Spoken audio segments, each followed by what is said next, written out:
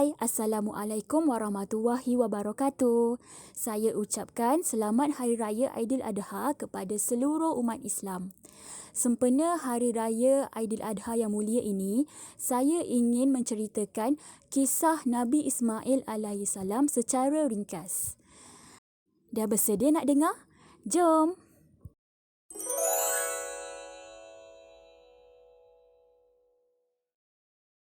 Nabi Ismail ialah anak kepada Nabi Ibrahim dan ibunya bernama Hajar. Sebagaimana yang diketahui, Nabi Ibrahim mempunyai dua orang isteri iaitu Sarah dan Hajar. Hajar ialah hamba yang dihadiahkan oleh Raja Mesir. Walaupun sudah lama berkahwin, Nabi Ibrahim dan Sarah masih belum dikurniakan sebarang zuriat. Atas keizinan Sarah, Nabi Ibrahim dibenarkan berkahwin dengan Hajar dan hasilnya memperolehi seorang anak lelaki yang diberi nama Ismail. Namun begitu, kegembiraan mendapat Ismail tidak lama. Atas perintah Allah, Nabi Ibrahim terpaksa berpisah dengan isterinya dan anaknya itu. Mereka lalu dihantar ke satu tempat yang gersang serta tiada berpenghuni. Tempat itu bernama Mekah. Di situlah Hajar dan Ismail terpaksa ditinggalkan tanpa bekalan makanan yang mencukupi. Walaupun sedih dengan perpisahan itu, tapi Nabi Ibrahim menguatkan hati menjalankan segala perintah Allah. Baginda tahu ini adalah untuk menguji sejauh mana ketaatannya kepada semua perintah Allah. Nabi Ibrahim bertawakal sepenuhnya bahawa anak dan isterinya akan dipelihara oleh Allah dari segala bahaya di padang pasir itu. Pada mulanya, Hajar tidak mengerti mengapa mereka terpaksa ditinggalkan di situ. Setelah diberitahu oleh Nabi Ibrahim bahawa semuanya adalah perintah dari Allah, maka Hajar pun redha atas segala ketentuan yang diberikan. Tinggallah Hajar dan anaknya Ismail di padang pasir yang tandus dan kering itu. Hajar berserah dirinya bulat-bulat kepada Allah. Tidak berapa lama kemudian, segala bekalan makanan dan minuman pun kehabisan. Sebagai anak yang masih kecil, Ismail tentunya tidak mampu bertahan dengan segala kelaparan dan dahaga yang ditanggung. Tangisannya semakin lama semakin kuat. Hajar menjadi resah dan sedih kerana kasihankan anaknya itu, tetapi dia sendiri tidak tahu bagaimana untuk mengatasi masalah tersebut. Tidak tahan dengan tangisan anaknya, Hajar mengambil keputusan untuk mencari kalau-kalau ada sedikit air untuk menghentikan penderitaan anaknya itu. Berlarilah Hajar ke sana kemari di padang pasir itu mencari air.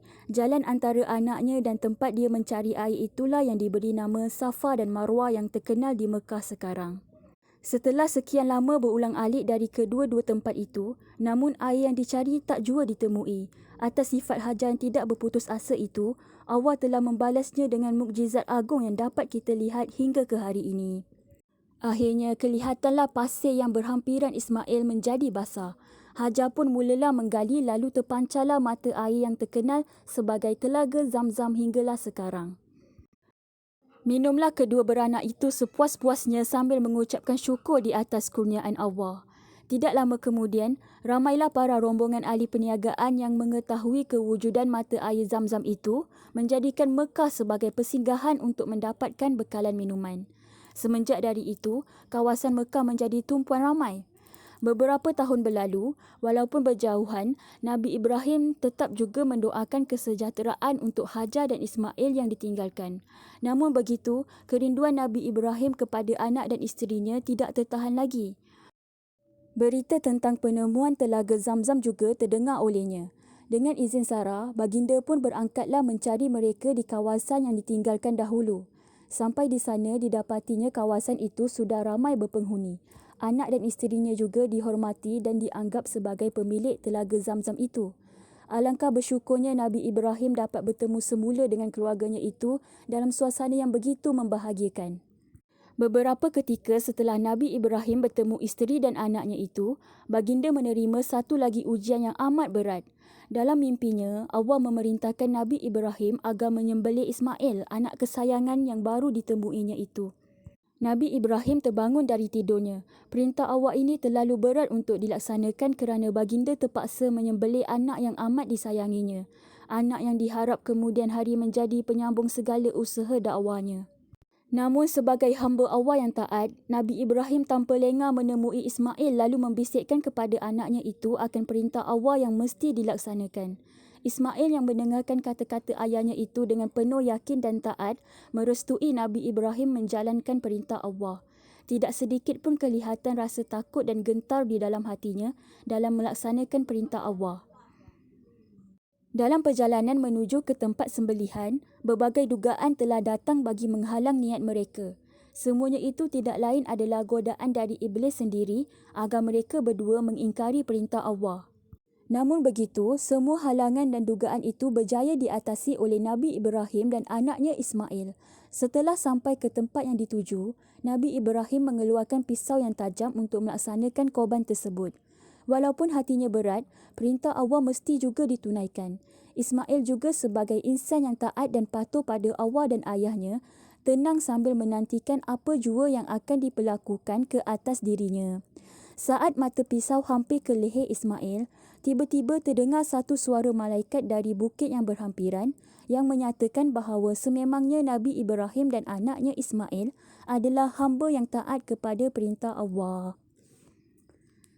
Sebagai balasannya, ditukarkan korban itu kepada seekor kibash, iaitu sejenis kambing yang gemuk. Semenjak dari peristiwa itulah, syariat korban yang diambil dari sembelihan Nabi Ibrahim terhadap kibash yang dihadiahkan itu berjalan dari dahulu sehinggalah sekarang. Setelah beberapa ketika kemudian, Allah memerintahkan Nabi Ibrahim dengan bantuan anaknya Ismail untuk membina Kaabah atau Baitullah yang bermaksud rumah Allah. Kaabah diperintahkan dibina berhampiran dengan telaga Zamzam yang menjadi tumpuan ramai. Maka mereka berdua pun bertungkus lumuslah membina binaan daripada batu dan pasir itu. Setelah siap, Nabi Ibrahim pun mempersembahkan binaan itu kepada Allah sambil bermohon agar Allah menunjukkan cara-cara untuk mereka melakukan ibadat. Baginda juga berharap semoga semua keturunan mereka akan menjadi manusia yang beriman. Semakin hari Mekah menjadi tumpuan seluruh penduduk sekitar sehinggalah sekarang di mana ibadah haji disyariatkan dilakukan di sana. Semua manusia dari segala pelosok dunia membanjiri Mekah terutamanya ketika mengerjakan haji mahupun umrah. Terlalu ramainya manusia yang datang mengerjakan haji sehingga keadaan di kota Mekah menjadi sesak dan padat. Ini menyebabkan pihak pemerintah sekarang terpaksa menghalang dengan diwujudkan kuota bagi mereka yang ingin berkunjung ke sana. Begitulah makbulnya doa Nabi Ibrahim satu ketika dahulu semasa meninggalkan anak dan isterinya. Itu saja kisah ringkas Nabi Ismail AS daripada saya. Sekian, Assalamualaikum warahmatullahi wabarakatuh. Bye.